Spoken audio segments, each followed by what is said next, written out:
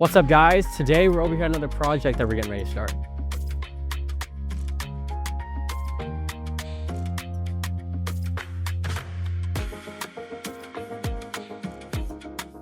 In this video, I'm gonna take you guys to 3 different job sites.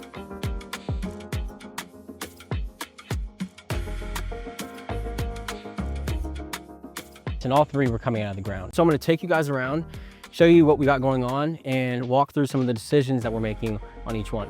If you're new here, my name is Corey Fields Jr., builder, investor, developer out here in Atlanta, Georgia. So over here, we've got a 7,000 square foot lot.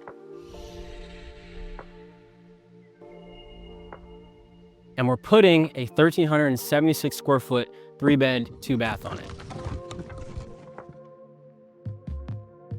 And the footprint is gonna be 46 by 30. Now, clearly this lot slopes, so our foundation options are going to be a basement or crawl space.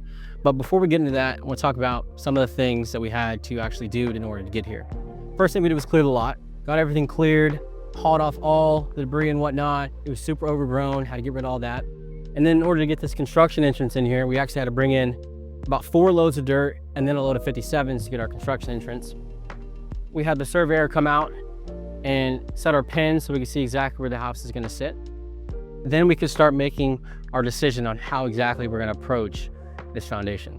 So we have 3 options, and each of those options comes with a different price point. Option 1 would be doing a basement. We would just cut all this out a little bit, dig the footings, pour the footings, form the walls, pour the slab, basement. And that'd be the most expensive option. And over here, in terms of what this house is going to sell for, we're only working with about 350 to 375, somewhere in that range. So we don't have much room to lose anything. So basement's out of the question. We're not doing a basement. The second option would be to do poured walls. And the reason why we were considering doing poured walls is because before we brought in some dirt over here, the elevation difference between street level and what we had at the front, it was more or less 8 to 9 foot tall. At that height, doing a crawl space wall and not filling the cells, from a structural standpoint, it doesn't make the most sense. So if we're gonna do a wall that tall and then backfill up against it, you really wanna do some poured walls. And again, it's expensive. So that's kind of out of the question. Now, the option that we are gonna go with is the most economical and efficient one. Of course, dirt's gonna be cheaper than concrete. So we brought in some dirt to raise this elevation up in the front. That way that wall is not gonna sit so high. And the second reason we brought in dirt is we had a lot of standing water in the back. So we brought all that dirt in. That way we could pitch all the water and bring it up so we didn't have any standing water and pitch it all that way. A slither of this lot actually sits in the floodplain. So that doesn't have much to do with that standing water. You know, it was just, I guess when they demoed the house, when they did some grading, pretty much dug a bowl, and that's why there was standing water. So we had to fill it in, and that way now everything is running that way. So we're all good there. We're gonna do a regular crawl space, right? The wall in the front is probably gonna be about anywhere from 5 to 6 feet. Hopefully we can get it a little lower than that. And then on the sides and on the back, the height of those walls, it doesn't really matter that much because we can always step it down on the sides and then just do those 2x6 walls, and the floor system will sit on top of those 2x6 walls. So that's what we got. And what's gonna happen next is we're gonna get the foundation contractor out here. We're gonna start digging these footings, get those footings forward, and then we can actually start working on that block and getting this crawl space set up that we get up and out of the ground. All right, now let's go check out the next one. Now this one over here is also a 7,000 square foot lot. And we're putting a 1,768 square foot 4-bed, 3-bath on it. And this one's gonna sit on a slab. Now, before we get into it all, let's talk about what it took to get here, because this lot was extremely overgrown, ton of trash, ton of brush. I wish I had some footage to show you guys, but I'm only gonna have a Google Maps image from beforehand. But it was a lot. And we also had to cut down 7 trees. And one of those trees was actually the neighbor's tree. The reason we cut down one of the neighbor's tree for him for free is because we had a boundary tree that we needed to get rid of in order to actually put a house on this lot. With those boundary trees, what it is basically getting permission from the neighbor because the tree sits right on the property line. It's like, you agree that we're gonna cut down this tree, you know, both mutually agreeing that it can go. Hard time getting people to agree to stuff like that.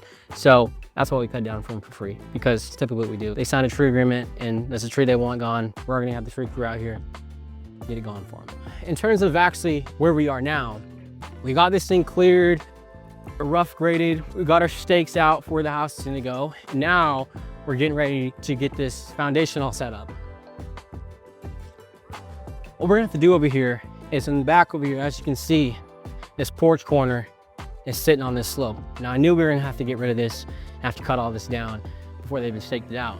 What we're gonna do is probably come about 8 feet off that back corner and basically carve it all out. And that way that this porch can sit flat. We don't have to do anything crazy, just have to come down. And what we'll do with this dirt is we'll lose it over here in the front and on this side, because we're gonna need a little bit more dirt over there. We're gonna probably end up losing some of that in the front as well, so we can get a better gradual slope down to the street. But yeah, so one of the biggest things about cutting this out over here is we don't want water running back towards the house. So what we're gonna do, when we cut all this out, we're gonna pitch it. Everything's gonna be pitched that way, so that way there's no water running towards the house. And then over here in the front, like I was saying, we're gonna have to feather in some more dirt over here on that corner over there and in the front over here. That way it can bring it up and actually can be on a slab. But this porch is gonna be a little different situation. And what I'm thinking for this porch is what we're probably gonna end up doing is doing a stem wall across this side over here and along the front and on that side as well. So we'll have to dig the footings, form the block, backfill it, and then put a porch slab on top of it. But that'll look super good because like I said, you know, this lot sits pretty high up compared to the street. And so it's gonna sit super tall as you're looking at it from the street. It'll be a super good look. So with these stem walls, it'll add some more depth, some more character to the house. We'll also probably case it in brick. That way it just looks that much better. It'll be a nice setup over here. And then coming down here, another thing that we're probably gonna do sooner or later is tear down this wall. This wall in the front is essentially useless. It's not stopping anything, and this slope isn't dramatic enough to really even need this wall. What we're gonna do is we're gonna tear down this entire wall and then slope everything gradually this way. That way nothing's running towards their yard or anything like that. And we'll pull some of that dirt in the back. That way we can add to this and do what we need to do over here in the front. And this will look really good.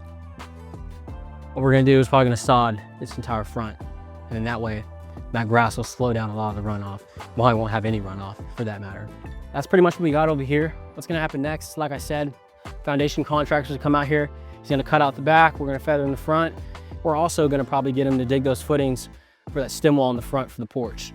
But yeah, that's how we're looking over here on this one. Now let's go check out the last one. All right, so this one over here is a 10,000 square foot lot. And we're putting the same plan that we're using over there at the last property on this one. Same thing, 4 bed, 3 bath, 1,768 square foot. That footprint is 24 by 39. This one's gonna sit on a slab as well. So right now we're just getting everything cleared. We're gonna have a lot of topsoil, a lot of brush to get out of here. We're looking at several live loads to get out of here. But after we get everything cleared, I think we're gonna have a bowl in there. What we're probably gonna end up having to do is bring in about 4 or 5 loads of fill dirt to fill in that bowl so that we can actually put it on a slab. But we'll probably do that after we get it staked out.